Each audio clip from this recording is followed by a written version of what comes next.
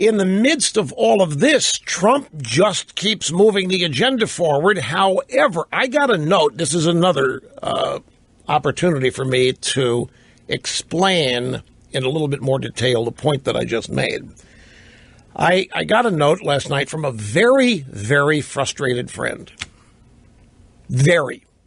On our side. One of us. In fact, you probably would know the guy if I mentioned the name, but it's not, it doesn't matter who it is, and I don't have permission to mention it anyway. The subject line of the email was one word, Congress. And the email began this way, and this is all it was. By now, in 2009, Congress had passed the stimulus. They had passed the Lilly Ledbetter law. They had passed the CHIP, the CHIP expansion, and had already started talks on Obamacare. By this time, in 2009, 1 month into the Obama regime.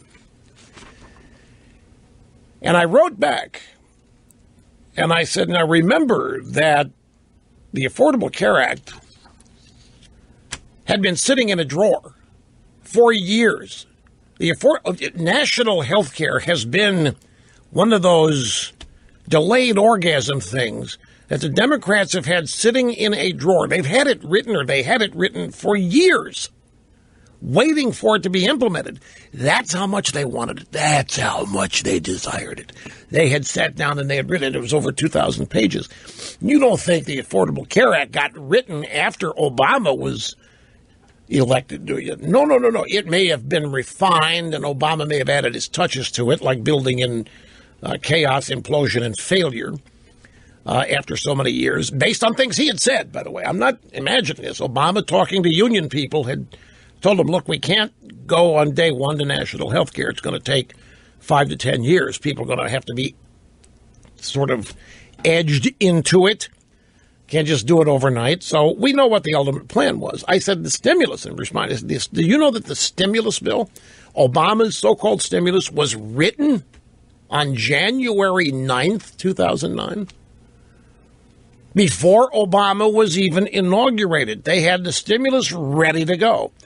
But above and beyond that, I pointed out to my distraught friend that there was no way that anyone was going to deny Obama anything in his first year. The Republicans weren't. The Democrats certainly weren't. No way under the sun. Here we're the first African-American president in the nation's history. Historical. There was no way Obama, and besides, the Republicans didn't have the votes to stop anything, and they didn't start really opposing Obama with any serious intent until Obamacare started, in essence, in late 2009 into 2010. But the first year, Obama's 100-day honeymoon was the first year. And as far as the press is concerned, Obama's honeymoon was all 8 years. I said, Trump is in no way in a similar situation. So my friend wrote back, are they going to give Trump anything? Question mark. And I looked at that question, are they going to give Trump anything? And I said, what must my distraught friend think? And it got me thinking, what must maybe millions of Americans think? That we have an election, that the people speak and elect the president, and in Trump's case, his agenda is widely well known. He detailed it multiple times a day during the campaign. There are no secrets with Trump. He spelled out everything he was going to do, everything he wanted to do, and won the election on the basis of that. So you can say he's got a mandate. No surprises. And so I guess there was a supposition, an assumption in the question, well, hey, the president wins. Everybody knows the president wins. He wins on his agenda. So everybody in Washington, yeah, people have spoken. Majority of people better get started letting Trump have what he wants, because that's how we stay on the good side of the people. Ha! Stay on the good side of the people? When did that start mattering in Washington? That hasn't mattered in Washington in I don't know how long. It hasn't mattered to the Democrat Party since I've been doing this show. Staying on the good. The Democrat Party governs against the will of the people, and that's why they're where they are. They're in the desert. They're a regional party. They lost 1,200 seats since 2010. As an electoral party, the Democrat Party has really been marginalized. But now that's counterbalanced by all of the embedded Democrat and liberals in the various bureaucracies and in the judiciary. But as an electoral party, I wrote back one more thing to my friend who asked me, are they going to give Trump anything?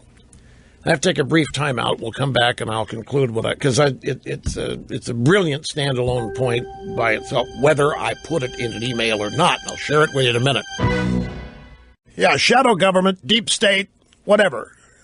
I'm convinced there is a shadow government. There's an Obama shadow government. It's not my idea, by the way. I've seen it referenced by others. I happen to believe it. And they're just the Obama holdovers. And they're organized. I mean, that's the whole point about the difference in the Democrats and the Republicans. The Democrats organize for things like this.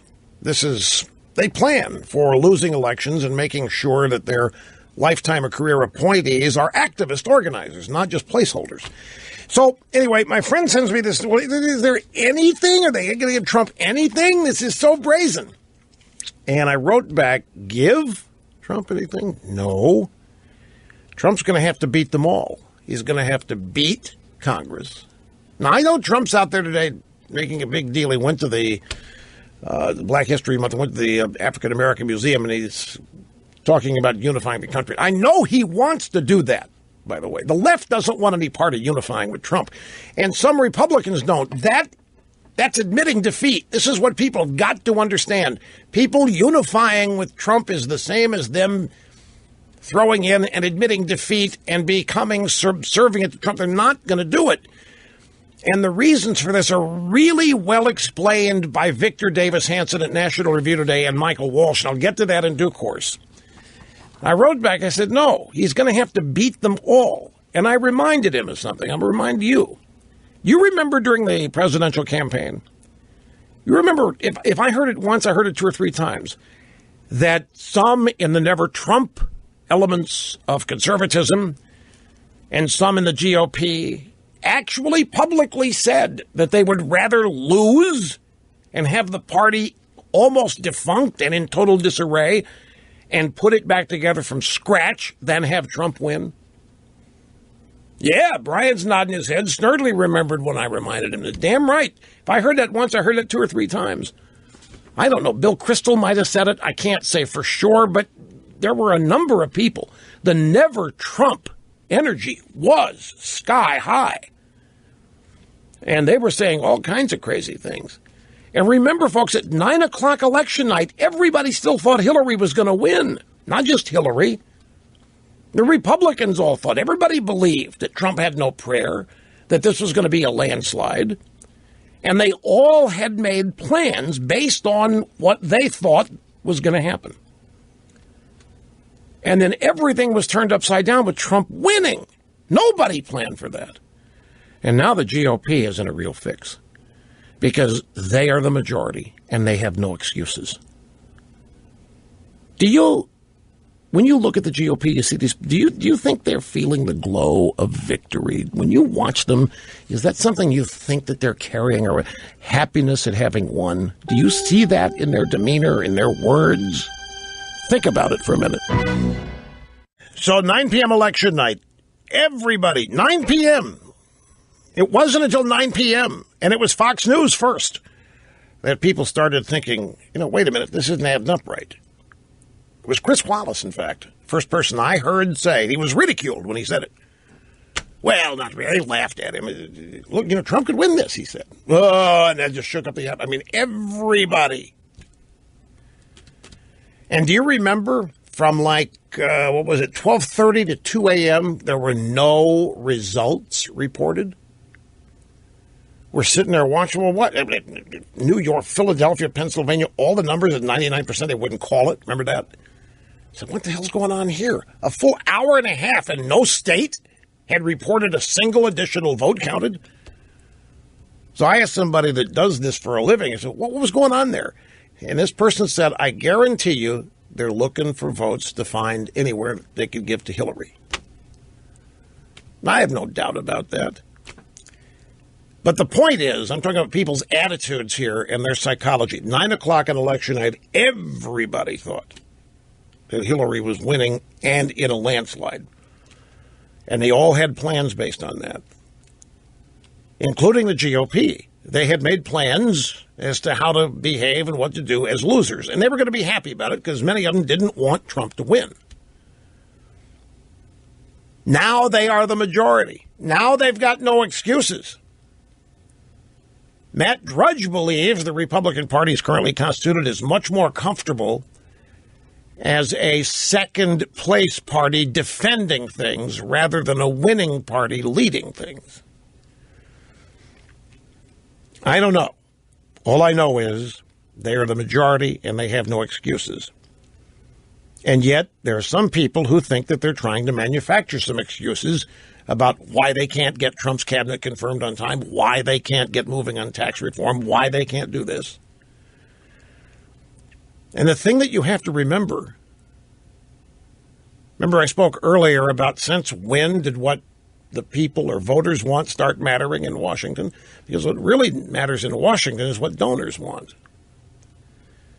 And the donors to the GOP do not want much of the Trump agenda. They don't even want the economic growth of the Trump agenda. They want open borders. They don't want any immigration reform whatsoever unless it's amnesty. And so I ask, do you look at the GOP, pick a name, see them on TV, some exceptions, do you see people running around with the glow of victory? Or do you see people all stressed out?